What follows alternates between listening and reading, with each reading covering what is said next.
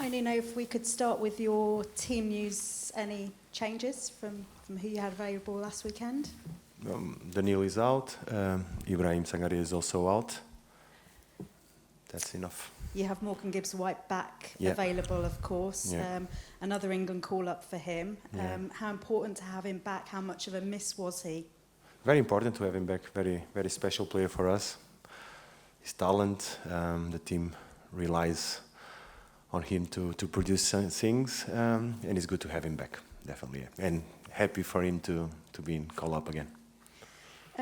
Your owner, Evangelos Marinakis, has received an FA charge this week. I just wondered if you'd spoken to him about it. Do you know if the club will be contesting it? No, I didn't. I'm not aware of the situation. I'm aware of the charge. I'm also in that process, and the hearing will be next week. But nothing. I don't know much details about it. In terms of the frustrations you had in that game, there were frustrations with VAR, frustrations in the game previously as well, with Morgan Gibbs-White sending off. Have you brought those frustrations through with you? Is it hard to kind of leave them behind as you're coming into another big weekend of football? No, we look at the game, we saw the game, we analyzed the game, and it was not a good game. We didn't perform well. That's why we take a deep look and things that didn't work out. But after that, it's putting a stone in that game and move forward. And Sunday is a big one, so we have to be ready for it. Looking at your sort of overall form this season, you've been really solid defensively. I've been looking at the stats, Yeah. and actually your keeper has had to make less saves than any other in the league. How are you restricting teams so well, and how important will that be against big scoring Chelsea on Sunday? It's always important, no matter which opponent you have to realize which strengths they have and how to try and control them. The team has been solid, compact on that aspect. And it's a teamwork. It's about not only the defensive line, the midfield. It starts all the pressure in front, covering the spaces, and it's going to be very important against Chelsea because they have good players and they have played good football. So it will require a lot of hard work from us. You've had one less shot than them as well this season. It shows probably how prolific they've been in terms of converting those shots, and we saw how prolific Cole Palmer was last weekend. How difficult will that be to defend against? I mean, how do you stop somebody like him? With the team. It's always about the team, the spaces, the organization. Definitely a lot of talent in Chelsea's squad. We have to be really, really ready. And this is what we did today, and we're going to do tomorrow. And then we have to play the game. Not only focus on that aspect, but also how can we harm them? How can we produce and score? It's about that also.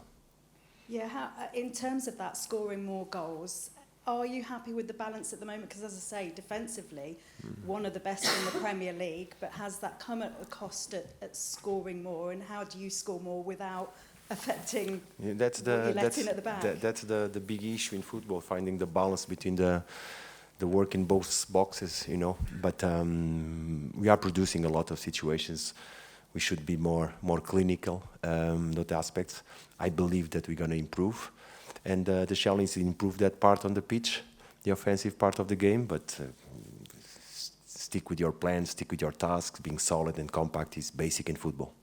And just on Cole Palmer, how much have you talked specifically about him this week? How much of your game plan is centred around him? Because when you've got a player of that standard, you know, do you have to kind of focus a lot of your attention on him? We cannot ignore, but it's not the game plan based on one place. It's about the team. Chelsea is much more than individual players. They have very good idea of football, the way they create the possessions, and then it's about releasing the space for the talent players that they have. So if we can, in some way, prevent the good players receiving the balls in the right spaces, we are doing a good work. That's why I tell you, Chris, it's about the team. It's about how can we manage these players. But I insist.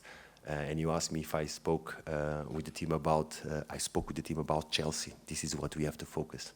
Great. Thank you. Thank you. All the best. Thanks, Kirsty. Ivan? No, we talk about Cole Palmer, but maybe they have to think about people like Morgan Gibbs-White too. I mean, you have your own individuals that perhaps can hurt them. Yeah, not only Morgan. I think, like I said to you, we are producing, we are creating a lot of situations because we have talented players, and we have to release them and give them freedom to express themselves. And we expect that on Sunday. Of course, Chelsea will be ready for our talent players also. But it's unrealistic, perhaps, to think you can just go there gung-ho with your plan and impose yourselves on them. I mean, do you have to adjust your approach, and are you adjusting your approach for an away game against a difficult side like them, compared to the home, where in fact the two different sets of form are quite different at the moment, aren't they? Yeah, they are. It's an issue that we must address in the right moments. Not this week. This will be against Palace at the City Ground, then we will address it. But as you say, playing a football game is not only about how can you prevent the opponent. Sometimes, if you have an offensive mindset, also you can create problems, and the same way you are defending. So I think we have to be ourselves, no matter home or away. And when I say ourselves, is to compete, to play the game without being afraid of what can happen. Just compete and play the game, because we have a good organization, we have talented players. We have to create the platform for them to play. Forest found a way to beat Chelsea. Sorry? Forest found a way to beat Chelsea last season. Yeah. But you found a way to beat Liverpool away this season. Will you need another performance on that level, do you feel, this weekend? I insist on telling you this. No matter which opponent in the Premier League, it's so hard, so difficult, so much quality. So we take a look at the same way. It's not about playing Chelsea or no. It's about us. How can we produce a plan that at the same time allowed us to play and score, at the same time being compact and solid? And it's very difficult. It requires a mindset. It requires focus, permanent concentration, knowing that mistakes can really harm you.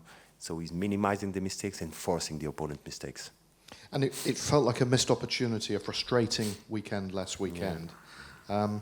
What sort of response have you seen this week, and what sort of response do you want to see on the pitch on Sunday? We have to react. Admitting that the previous game was not a good one. We didn't perform well. We didn't approach well the game.